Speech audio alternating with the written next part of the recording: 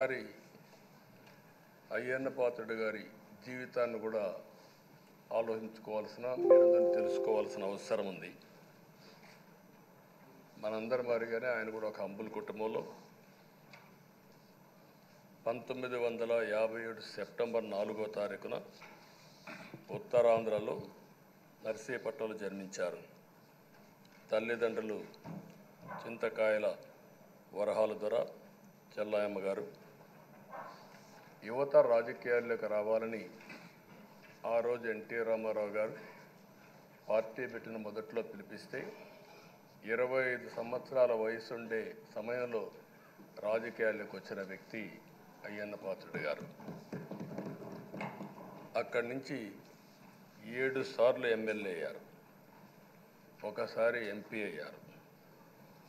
ఎమ్మెల్యేగా, ఎంపీగా, మంత్రిగా తెలుగు రాష్ట్రాల్లో తనకంటూ ఒక ప్రత్యేకమైన ముద్ర వేయగలిగారు.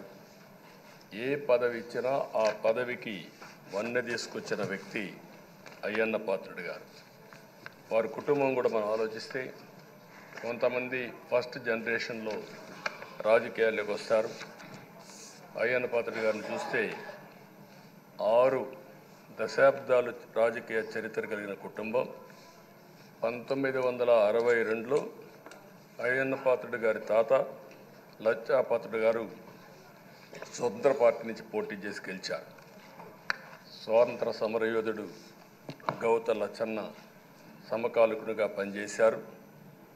అదే వారసత్వాన్ని కొనసాగిస్తూ అయ్యన్న పాత్రుడు గారు ఇప్పటివరకు పనిచేస్తున్నారు.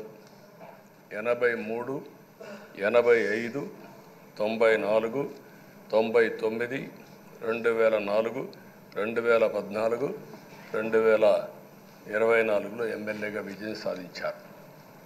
నర్సీపట్నంలో తెలుగుదేశం పార్టీ పెట్టినప్పటి నుంచి వారే పోటీ చేస్తున్నారు. అది వారి యొక్క ప్రత్యేకత. 7 సార్లు ఎమ్మెల్యే గెలవడం, 16 సంవత్సరాలు మంత్రిగా పనిచేయడం, 1996లో అనకాపల్లి ఎంపీగా గెలుపొంది 2 సంవత్సరాలు అక్కడ పనిచేయడం, తెలుగుదేశం పార్టీ పాలిట్ బ్యూరో సభ్యుడిగా 10 ఏళ్ళు పనిచేశారు. టెక్నికల్ ఎడ్యుకేషన్, రోడ్లు, భవనాల శాఖ, అటవీ శాఖ, పంచాయతీరాజ్ శాఖ మంత్రిగా బాధ్యతలు నిర్వహించారు. 3 సార్లు R&B మినిస్టర్గా పనిచేశారు. అదేవిధంగా మనం ఒకసారి చూస్తే ఎప్పుడూ పోరాట యోధుడు, రాజీ పడని నాయకుడు, ఒక విశిష్టమైనటువంటి లక్షణాలుండే వ్యక్తి. తెలుగు రాష్ట్రాల్లో ఏ మారుమూల ఎవరిని అడిగినా అయ్యన్న పాత్రుడు గారిని గురించి చెప్తారు. 66 సంవత్సరాలు, ఇప్పుడు కూడా ఫైర్ బ్రాండే, చనిపోయే వరకు ఫైర్ బ్రాండ్గానే ఎక్కడ దాంట్లో రాజీనే లేదు. అదే మరి ఇంకొక పక్కన చూస్తే తనకంటూ ఒక ఇమేజ్. అదే సమయంలో లాయల్టీ ఫ్యాక్టరీలో కరుడు గట్టిన పసుపు యోధుడుగా పార్టీలో ఇంతవరకు ఉన్నారు, ఎప్పటికీ ఉంటారు. అది ఆయన ప్రత్యేకత. నీతి, నిజాయితీ, నిబద్ధత ఇవన్నీ ఉణికిపుచ్చుకొని రాజకీయం చేశారు. 42 సంవత్సరాలు. ఇప్పుడు చాలామంది ఫస్ట్ టైం వచ్చేవాళ్ళు ఉన్నారు, కొంతమంది రెండోసారి వచ్చేవాళ్ళు ఉన్నారు. 42 సంవత్సరాలు ఒక నియోజకవర్గం అంటిపెట్టుకొని నర్చర్ చేసి 7 సార్లు గెలవడం అనేది ఒక అరుదైన అనుభవం. చాలామందికి 2-3 సార్లుగా ఫెట్టెక్కి వస్తుంది. అక్కడి నుంచి మనుషులు మారిపోతూ ఉంటాం. అలాంటి సందర్భంలో ఎప్పుడు కూడా రాజీ పడకుండా పనిచేశారు. 42 సంవత్సరాలుగా పసుపు జెండాను మోస్తూనే ఉన్నారు. పార్టీని కన్న తల్లిగా భావించే నాయకుడు, పోరాట యోధుడు. ఎప్పుడు కూడా రాష్ట్రంలో అభివృద్ధి చేయడమే కాకుండా ఉత్తరాంధ్ర అభివృద్ధి కోసం, ప్రత్యేకంగా విశాఖపట్నం అభివృద్ధి కోసం ఎనలేని కృషి చేసిన నాయకుడు అయ్యన్న పాత్రుడు గారని చెప్పి కూడా నేను మీకు తెలియజేస్తున్నాను. ఇంకొక పక్కన ఉత్తరాంధ్ర సుజల స్రవంతి, విశాఖపట్నం, విజయనగరం, శ్రీకాకుళం నీళ్లు కావాలి, గోదావరి నీళ్లు రావాలి, ఆ ప్రాంతం కూడా బాగుపడాలి, మా కరువు ప్రాంతానికి నీళ్లు కావాలని వెనకబడి క్యాబినెట్ మినిస్టర్గా దాన్ని శాంక్షన్ చేయించిన వ్యక్తి అయ్యన్న పాత్రుడు గారు. దానికి మనస్ఫూర్తిగా అభినందిస్తున్నాను. అందరికి కూడా కష్టాలు వస్తూ ఉంటాయి. ఆయన రాజకీయ జీవితంలో ఎప్పుడూ పడనటువంటి ఇబ్బందులు గత 5 సంవత్సరాలు పడ్డాడు. మామూలుగా కూడా కాదు, తన ఇంట్లోకి వందల మంది పోలీసులు పంపించారు, గోడలు పగలగొట్టారు, రాత్రిపూట భయంకరమైన వాతావరణాన్ని క్రియేట్ చేశారు. ఒక స్టేషన్లో కాదు, అనేక పోలీస్ స్టేషన్లో కేసులు పెట్టారు. రాత్రుల్లో దేశపోయి స్టేషన్ టు స్టేషన్ తిప్పారు. ఎక్కడా భయపడలా, ధైర్యంగా ఉన్నాడు. 23 కేసులు పెట్టారు. అందులో దగ్గర 10 కేసులు ఒక సిఐడిని పెట్టారు. అయితే రాజీలేని పోరాటం చేసి మనోనిబ్బరంతో ముందుకు పోయిన వ్యక్తి. కడాన మనందరం గుర్తుపెట్టుకోవాల్సింది 60 సంవత్సరాలు, 62, 63 సంవత్సరాలు ఉండే వ్యక్తి పైన అత్యాచారం కేసు కూడా పెట్టారు. ఇవన్నీ కాకుండా అంటే ఎలాంటి పాలకులు ఉన్నారు, ఎలాంటి జరుగుతాయి అనేదానికి ఒక ఉదాహరణ ఇవన్నీ జరిగాయి. అయితే ఒక్క విషయం ఉండే సభ్యులందరికీ విజ్ఞప్తి చేస్తున్నాను. ప్రతి ఒక్క నాయకుల్లో కూడా ఒక స్ఫూర్తిదాయకమైన సంఘటనలు ఉంటాయి, అందుకే ఇన్నిసార్లు గెలుస్తారు. అలాంటి మన అయ్యన్న పాత్రుడు గారిలో ఉండే మంచి పాజిటివ్ పాయింట్స్ అన్నీ కూడా మీరు కూడా ఆలోచించుకోవాల్సిన అవసరం ఉంది. ఒక వ్యక్తి చట్టసభకు రావడం ఒక అరుదైన గౌరవం, ఇది ఒక అవకాశం. కొన్ని లక్షల మందిలో ఆ అవకాశం మనకు వస్తుంది. ఆ అవకాశంతోనే మనం అందరం ఇక్కడికి వచ్చాం. అయితే మనం అందరం గుర్తుపెట్టుకోవాల్సింది, మనల్ని ఎంపిక చేసిన ప్రజలకి ఏం చేయాలి, తాత్కాలికంగా ఏం చేయాలి, ఒక టైం బౌండ్ ప్రోగ్రాంలో ఏం చేయగలుగుతాం, దీర్ఘకాలంలో ఏం చేయగలుగుతామో మనం అందరం ఆలోచించుకుని అలాంటి సమస్యల్ని పరిష్కారం చేయాల్సిన బాధ్యత మనందరి పైన ఉంది. అంతేకాకుండా ఈరోజు ఇక్కడుండే ఎమ్మెల్యేలందరినీ కోరుతున్నాం, మనందరి పైన ఒక పవిత్రమైన ఉన్నతమైన బాధ్యతని తెలుసుకొని నడవాల్సిన అవసరం ఉంది.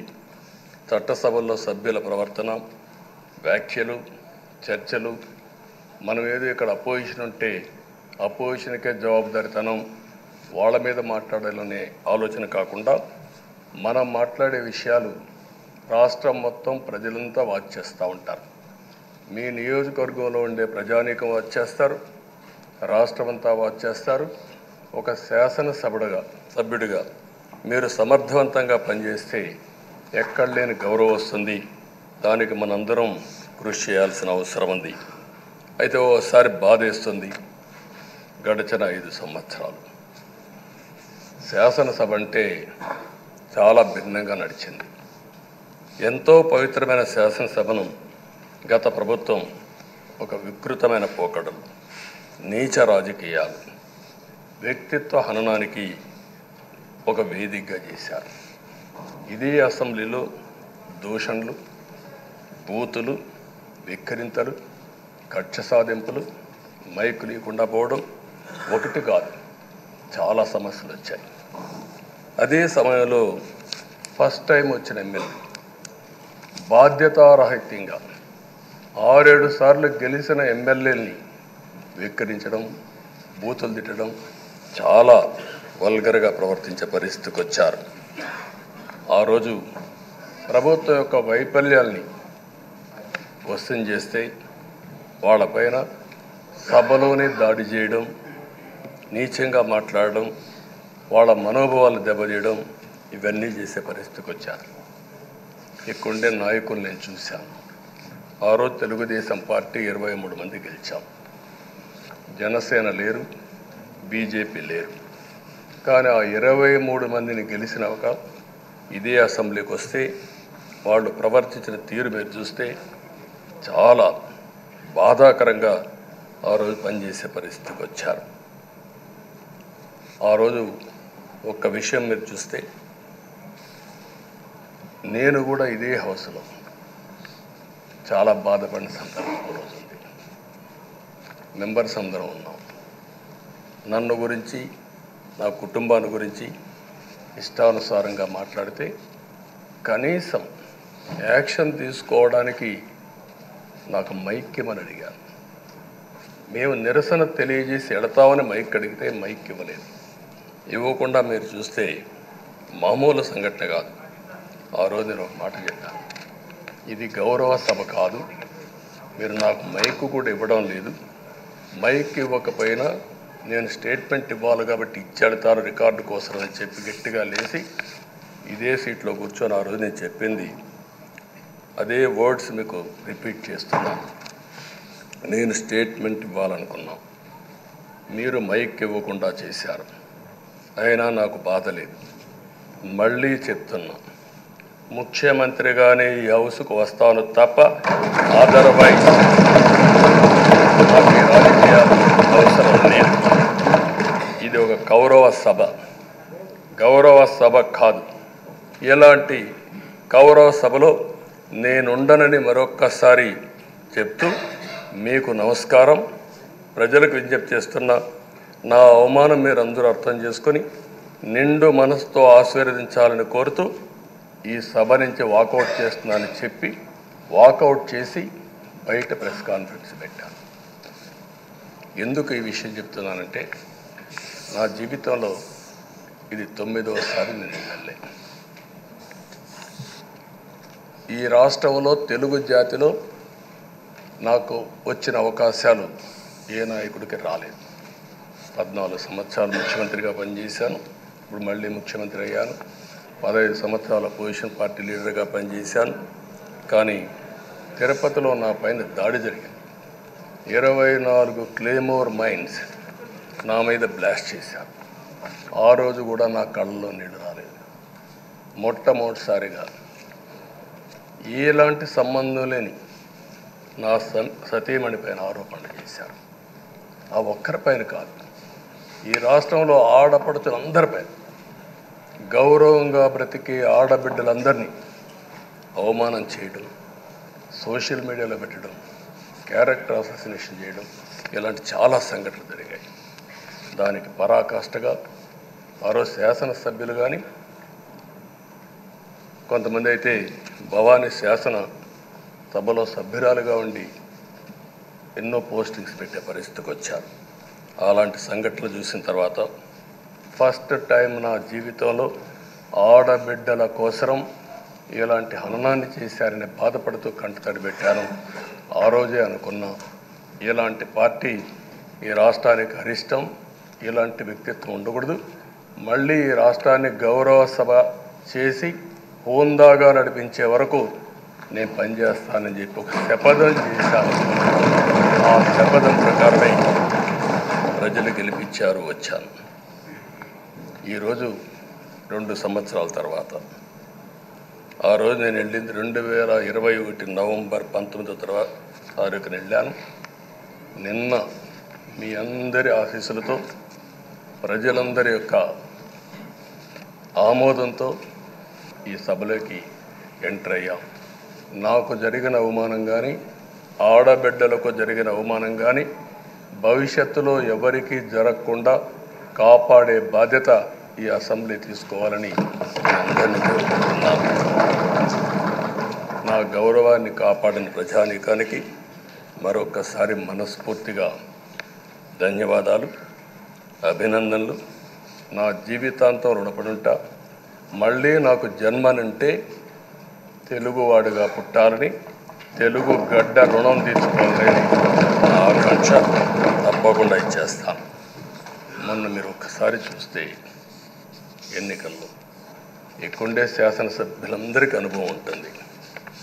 ఎక్కడో అమెరికాలో ఉండే వ్యక్తులు 5 లక్షలు 10 లక్షల రూపాయలు ఖర్చు పెట్టుకుని ఓటొచ్చి ఓటేయడం, 1-2 నెలలు పనిచేసే పరిస్థితికి వచ్చారు. వేరే రాష్ట్రాల్లో ఉండే ప్రతి ఒక్కరూ ఇది నా బాధ్యత అనే ఉద్దేశంతో అందరూ వచ్చి ఓట్లేసే పరిస్థితికి వచ్చారు. కొన్ని సంఘటనలు చూస్తే ఆశ్చర్యం వేస్తుంది. హైదరాబాద్ నుంచి ఎన్నికల ముందు రోజున 55 ట్రైన్లు వేశారు.